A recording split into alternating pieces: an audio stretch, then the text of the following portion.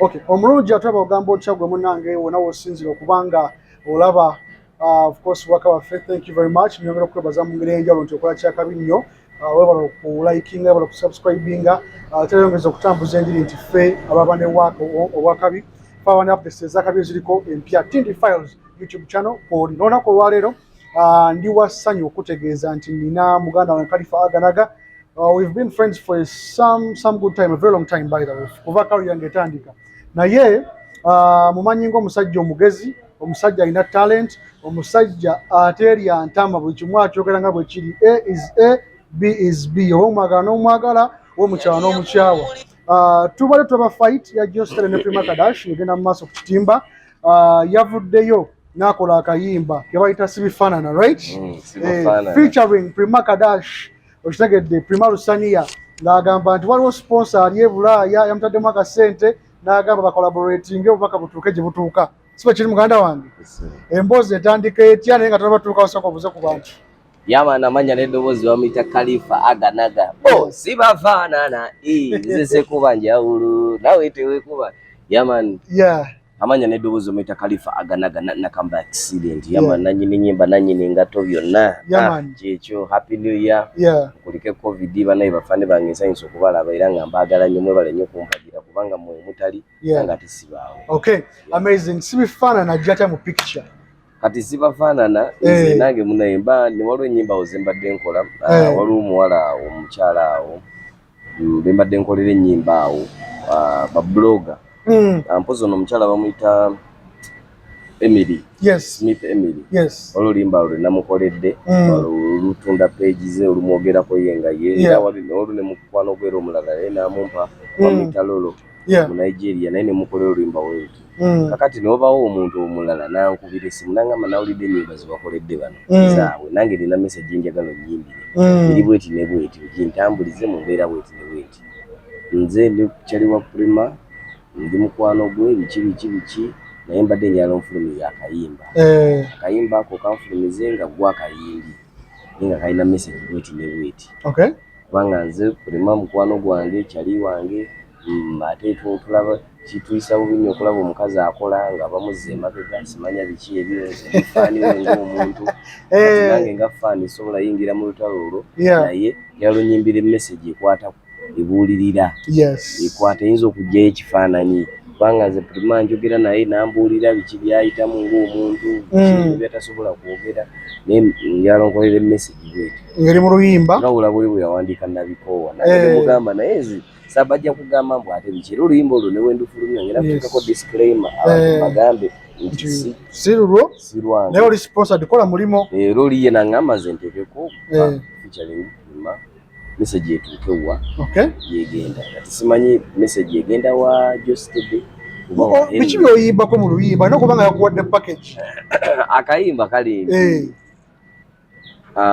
nti teweekuba njawulo oli owabadde n'oli abadde n'omuntu ng'alaba ebintu tabitambuza nga ngeri gy'abadde yabitambuza ng'omuntu ali mmiini ng'omuntu ebintu tebitambula bulungi kubanga oluyimba buno oluwulira olina story etandika nti nno yali university ngeri n'ebizimbe birungi naye nga temuli profesa yali yakuma omuliro gwe nga kati guzimira enku nga temuli aseesa ya designinga bulungi akapapula ku switi nga naye sukali we teyanoga ebintu yabikwatamu ng'atoga bali muyimbidde yoga mbogogo ng'omutima gwazitowako libula yayamba gwe nga weegiriisa gwe nowetiribuusa ng'okira kubula ng'owakitunsa singa kalimike saawa kasobola okudde mabega era ne tubizannya luto osanga wandibadde gwe na muntu wanjawulo notekuba njawulo sibafaanana nze sekuba njawulo ani atekuba njawulo oli yekuba enjawulo naye ono teyekuba njawulo gyobulaba biki okitegeera so era mu vasi eyokubiri nti yo vasi eyokubiri erimu obukyayi bungi bwendimala okusiba akasumuluzo. We shall listen to the song. Yes. Okay. So ulimba lulimu obucha ulina mga nti ulimu ku bantu ulinambe mu ku ku list ku bantu bengenda okublockinga kankutereko wano okuzanya ndaka yewe ndeka oli izo kwebuuza Kalifah kireka luddawa omukwano gwo ne Geosteady kuba agamba zima tumanyi nti bati badde between Prema Geosteady tagambe nti lwaki tawaganye mulimu anti kati abaana bange balina osoma ate nze nange nakola professional yange nga nze omuntu wajja nangamba nyimbira kino nze nkiyimba ate wajja gamba nti omukwano gusinga ssente ate oli muyimbi munayimba ku Geosteady kituufu tetumanyi oba lwa Geosteady oba lwa Mr. Henry nange gambe nti abantu bajja kukitwala nti era obubaka bugenda wooli kuba nayimbye message eyawamu naawe omuntu wa bulijjo gy'osobola okukozesa nawe ng'olinayo omuntu we oba ebintu tebitawo naye ng'osobola ogikozesa kitegeera ate mu luyimba luno luli between okucakala ogamba lwerabiza omuntu past tolina byoyiseemu biki n'ebyo weerire ku kantu ku kasente toddamu kweryaza amaanyi mbu ofiire bw'oli ku bantu okitegeera nti teweekuba njawulo weekuba enjawulo n'ogaana okulya akasoda n'ogaana okunywa akabbiya ng'ogamba munnange ate kampe ku bakyali bange nabo bananywako naye n'omaliriza gwe nga tosanyuse nga bo basanyuse oluyimba lulina message eyo naye nga directly nze nganzi siruyimbira nti